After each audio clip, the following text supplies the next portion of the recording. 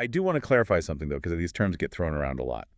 How is a drained social battery different from having social anxiety? That is a critical clinical distinction. Social anxiety is a persistent underlying fear of judgment.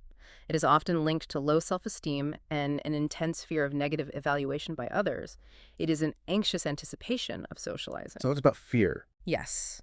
A low social battery, on the other hand, is simply a depletion of energy.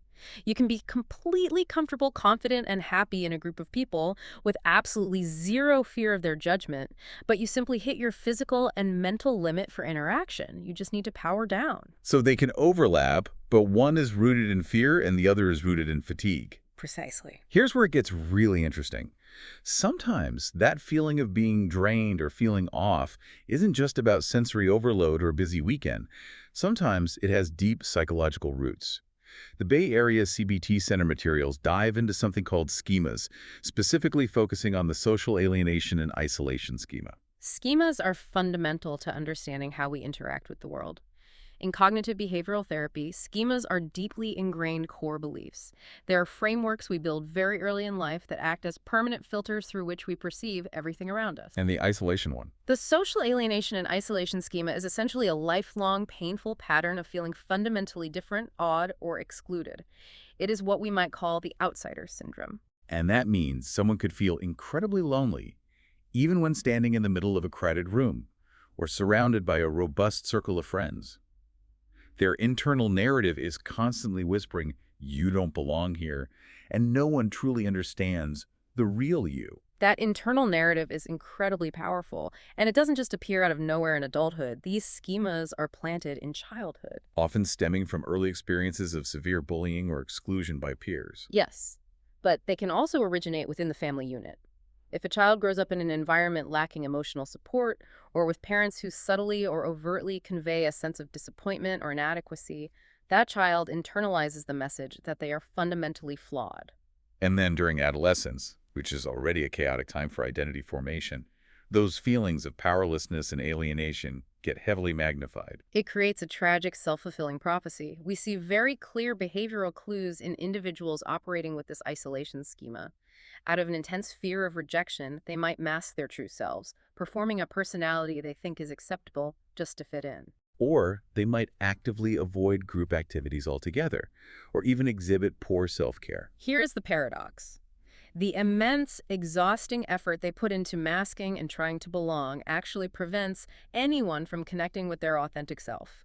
The more they try to fit in, the more alienated they feel because they know the group is accepting a fake version of them. But the research is also full of hope, because schemas can be identified and rewritten. The sources highlight some amazing real-world success stories that prove this deep isolation can be overcome. I'd love to break down why these specific interventions worked. For instance, there was Libby, who combated the intense isolation of the pandemic. Libby's story is a perfect example of low-pressure connection. She didn't try to cure her isolation by throwing a massive dinner party. Instead, she engaged in jigsaw puzzles with others and had regular, predictable chats about her favorite TV shows. It sounds so simple. But for someone with an isolation schema, a jigsaw puzzle is brilliant.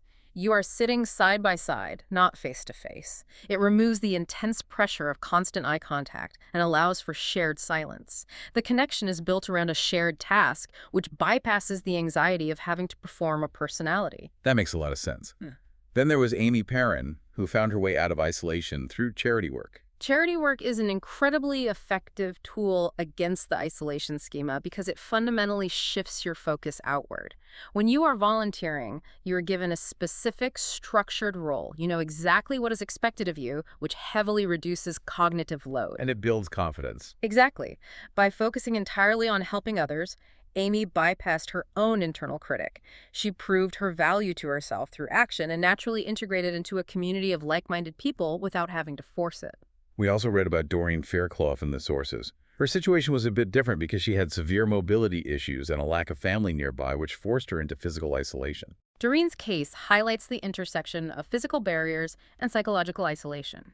She utilized a home share program, which matches people who need help around the house with younger people looking for affordable housing. So it solved a practical problem. But it did much more than that. It brought organic, daily companionship into her life. It completely restored her sense of belonging by ensuring she was seen and valued in her daily routine.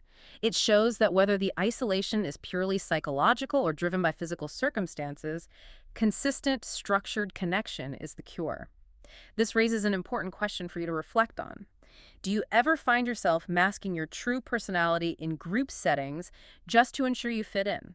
That's a great question. And if so, does that effort leave you feeling more connected to the group or secretly more alone?